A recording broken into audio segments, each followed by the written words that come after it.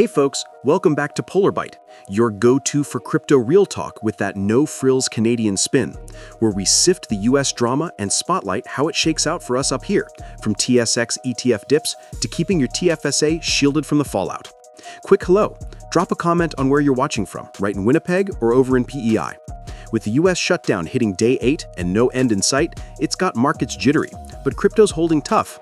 Today, we're unpacking the latest impacts on global crypto, why it might all be political theater, recession flashbacks from 92 and 08 with a 2025 watch, the full rundown on consequences, and most importantly, how you can stay safe from all this noise right here in Canada to protect your stack.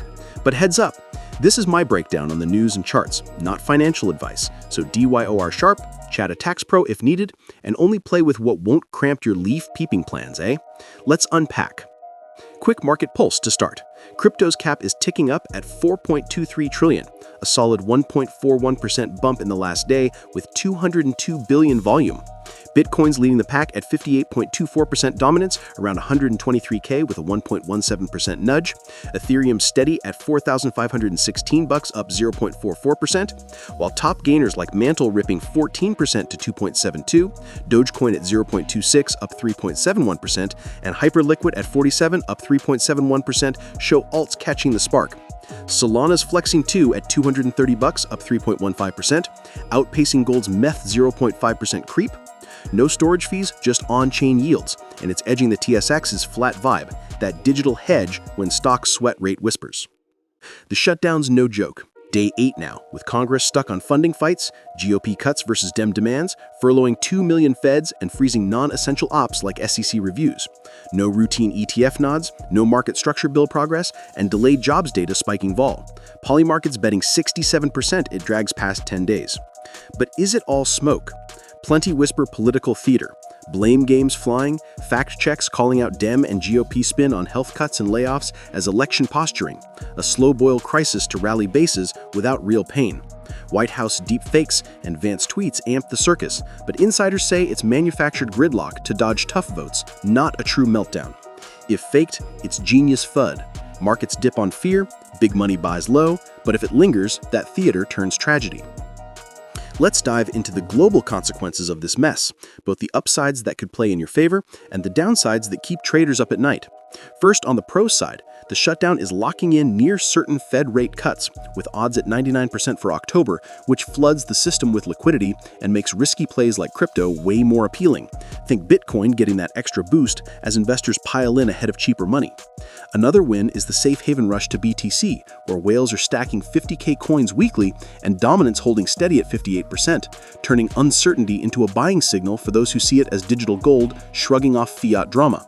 Plus, with SEC enforcement on pause for non-emergencies, crypto firms get a breather from lawsuits, letting innovation breathe without the regulatory boot on the neck. And here's a sneaky positive. Short shutdowns have historically sparked 15 to 20% alt pumps on the rebound, like Hyperliquid jumping 3.71% today as traders bet on quick fixes. Finally, it's highlighting crypto's global decoupling, with non-US chains like Solana up 3.15%, showing how the space thrives beyond one country's circus. On the con side, though, those ETF freezes are a real gut punch. Solana, XRP, and Litecoin approvals iced till November at earliest, potentially blocking billions in inflows and stalling that alt season everyone's hyped for. Volatility spiking hard without the jobs report, echoing 2018's 20 to 30% BTC dips during shutdowns. And if this drags, investor jitters could trigger $50 million ETF outflows like we saw last week, denting confidence across the board. The market structure bills delayed too, pushing clarity on whether tokens are securities or commodities to Q1, which means more reg fog for builders and traders alike. Broader risk-off sentiments creeping in. If it hits 2 weeks, stocks could tank 5 to 10%, spilling over to crypto via those correlated flows and turning a blip into a bleed.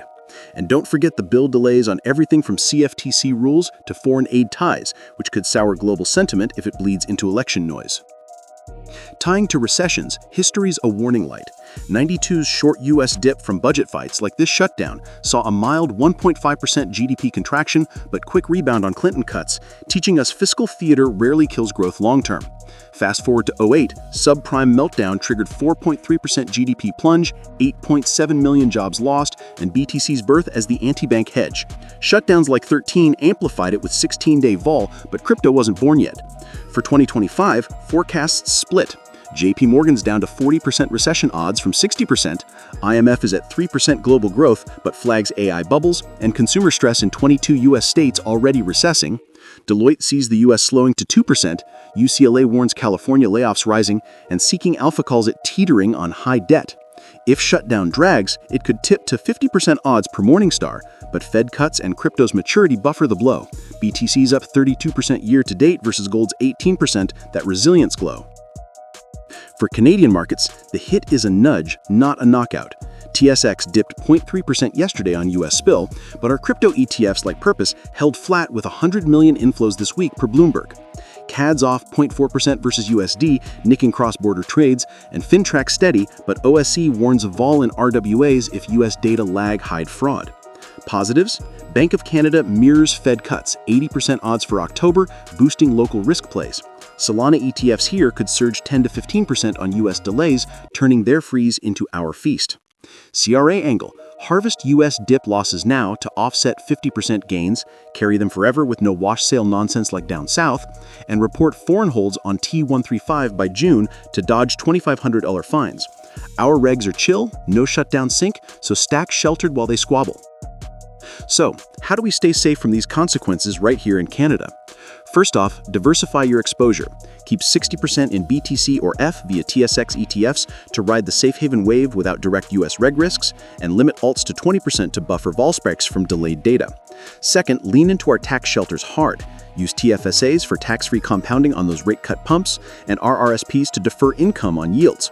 Harvest losses from any dip now to slash your 50% capital gains bill, carrying them forward forever with no wash sale nonsense like down south. Third, stay liquid with stables like USDC on compliant platforms.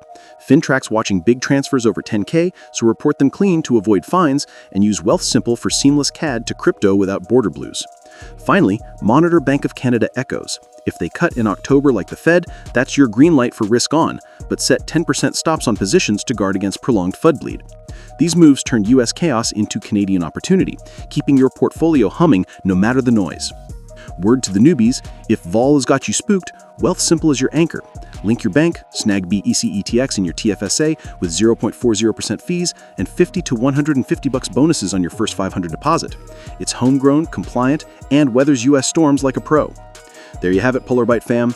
The shutdown's theater with teeth, but crypto's built for this, and Canada's got the edge to thrive. If this cleared the fog, smash subscribe for more Northside shutdown scoops like our recession-proof plays next, comment your biggest con or pro below, and yeah, where you from? Stay steady, stay bite ready, see ya!